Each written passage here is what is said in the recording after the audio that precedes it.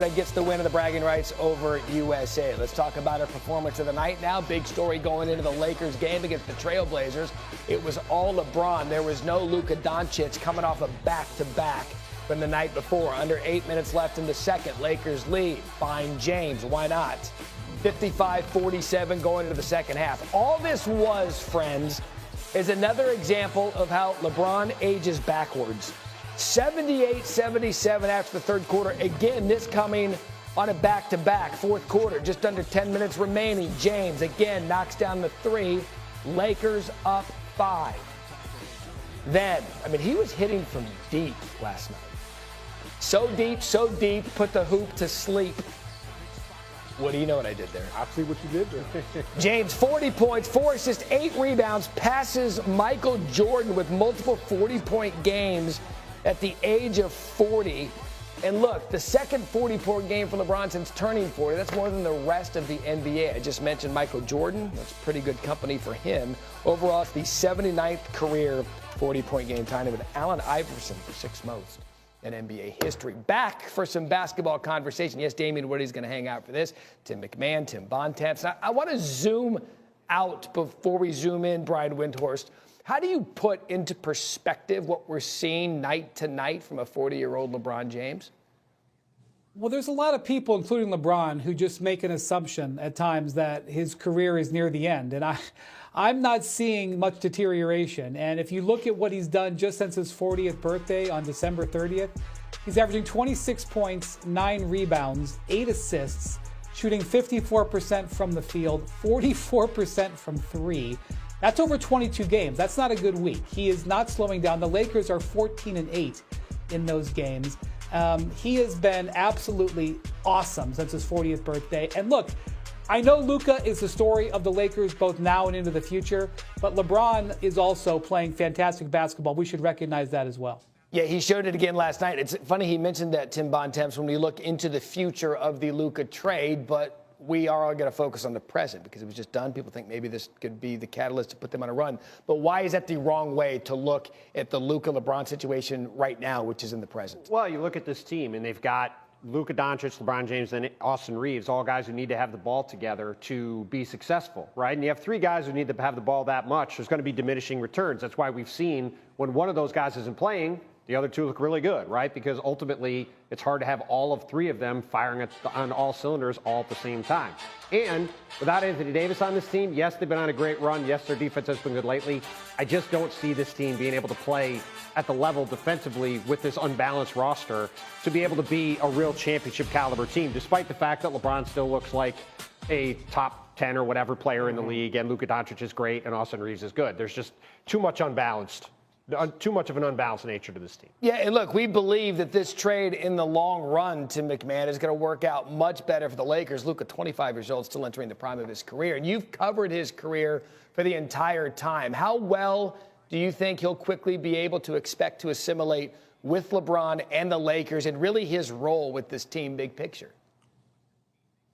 Yeah, we saw Luka go through something similar a couple years ago when the Mavericks traded for Kyrie midseason. And really the mistakes that they made, or they deferred too much to each other, also the supporting cast was terrible. They were still a very good offensive team. Look, Luka and LeBron, these are 2 of the best basketball minds of all time. They will figure things out. One thing LeBron figured out real quick, if he runs, Luka's the best look-ahead passer in the league. You can expect to see a lot of that. How long is this going to take to really start cooking, though? That depends on when Luka Doncic gets back to being at the level that we've been accustomed to seeing from him.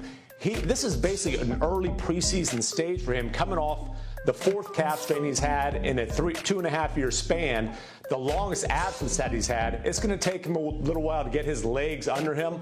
Once that happens, the fit with LeBron will not be the problem for the Lakers. Yeah, and look, they've only been on the court together just 3 times. They're 1-2 with Luka Doncic on the court. So you're wondering, when are we going to be able to see this chemistry form itself in the back half of the season? I love that Woody's here because I want to get a fan's perspective, right? You're going to be the voice of the Lakers fan. Big picture, it hasn't been great since Luka, but LeBron still looks good. What are you feeling as the resident Lakers fan here on the set? that we're on two different timelines. You know, when you make, that was the first thing I thought about when they made the trade for Luka Doncic. It's like, okay, we have the here and now with LeBron, but clearly as a resident Lakers fan, we always want a star in Los Angeles. We have that in Luka Doncic.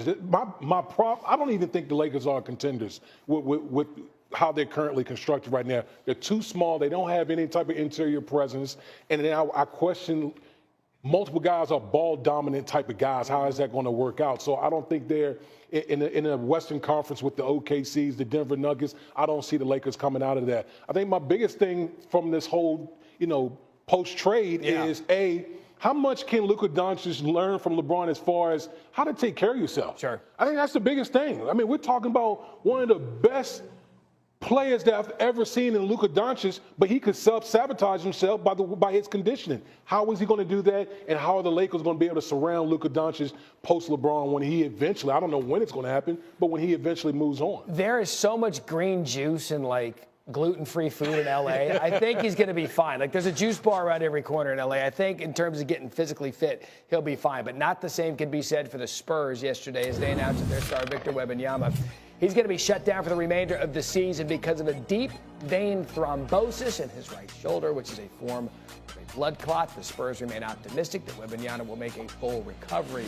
by the beginning of next season. So we'll talk about the impact of Wemby's injury in a minute, but let's first talk about him through his first couple of games. And Wendy, how would you frame Wemby's first, let's say, 1.5 seasons in the league? Yeah, it's still disappointing to talk about his second season being over, but that is the case. And this is a guy who came into the league with enormous expectations, arguably the biggest since LeBron. The last guy who kind of had this tag was Zion Williamson, that there was a lot of excitement about. And, comparing him to Zion, you look at the massive impact he's made, not only on the Spurs, but on the league. He is putting up defensive metrics that we've almost never seen before for someone his age, and certainly among some of the best defensive centers ever, even though he's only 21 years old. And so the excitement level of him is so immense because he's over-delivering on high expectations already. And his injury is a setback, but it hopefully is just that, and that'll be forgotten by the start of next season. Yeah, I mean, I think that meeting the high expectations, I think, is the thing we have to talk about with Victor Wembanyama. This is a 7'5" guy who does things we've never seen anybody do before. He came into the league with highest expectations of anybody since LeBron James. He's met them and probably exceeded them. That's what we're talking about with the ability he has already shown on the court. And you're looking at a guy who, at this point, he's 21 years old. He's scratching the surface of who he can be. And when I was in San Francisco this weekend for the All-Star game, Anthony Edwards, I should say, one of the brightest young stars in the league, just ceded the stage in terms of being the face of the league going forward, saying that that's already set up for Victor Wembanyama to be that guy. He's already shown less than 2 years into his career that he's got everything it takes to succeed LeBron James as the guy that this league revolves around, which is why the NBA set up a game in Paris last month that was basically just a Victor Wembanyama show for a week. Yeah, and Tim McMahon, you live in a great state of Texas. You got the Rockets, you got the Mavs, you got the San Antonio Spurs out there. In the culture of Texas basketball, where is Wembanyama big picture in that really, really big state that's got a lot of good hoops? I mean, he's got a chance to be right up there with the Dirk Nowitzkis, with the Akeem Olajuwons. He's got a chance to be maybe the best player ever to play in this great state. But you got to be patient. It's going to take a little bit of time. Obviously, this is a setback. He's going to have to get his nose blooded a little bit in the playoffs, and the guys around him are going to have to grow with him. The Stephon Castles, whoever they get, maybe two guys that they get in this year's lottery. But the Spurs are on the path to contention. I just don't think it will be on Wemby's rookie contract. Wendy, quickly, he mentioned the lottery. What might this do for the Spurs draft position?